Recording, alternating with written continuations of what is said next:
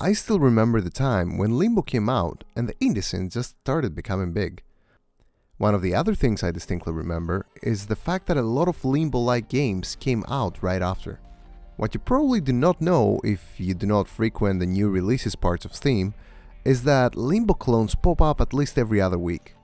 How many of those games can actually stand on their own though and be good? Well, Scene, by Scene Games, is one of those games, and today we will explore how good it is.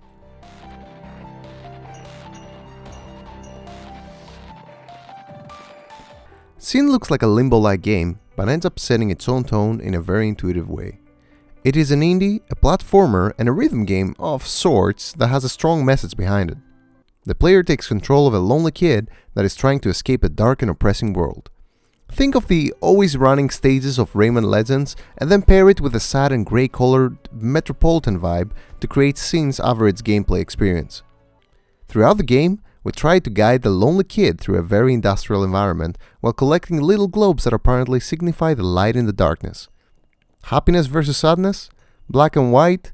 I don't know, something about that. Something about the game that pushes the whole sadness and depression theme puts me off, to be honest. That is because I love narrative design in games, and anything that tries to throw something in my face like that immediately makes me lose interest.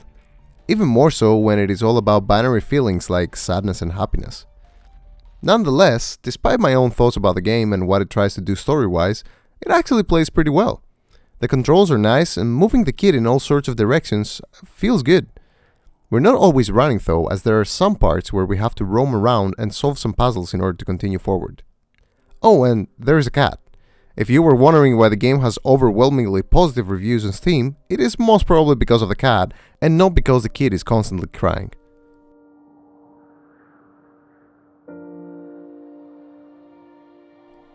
Jokes aside, is it really a joke though?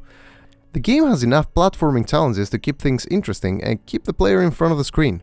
It is not a very long game, but long enough to satiate anyone who will enjoy its first 10 minutes before deciding to finish the whole thing. The developers went as deep as to create a logo for the game that is an Arabic letter that literally reads as Sin, which is the name of the game too. One thing that I cannot help but only take seriously though is the sound design. The game has an excellent soundtrack that in most cases actually manages all on its own to carry the action forward, keeping the player's interest and making us want to see more in Scene. Wordplay intended.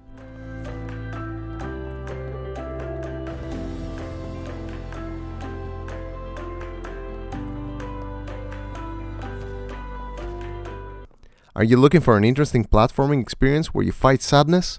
Are you looking to pet a cute cat inside a game? Do you want a few hours of platforming content for a price that beats most of the other overpriced games available on Steam? Scene is definitely for you, and if it is not, it is seriously so underpriced that it is most definitely worth a try.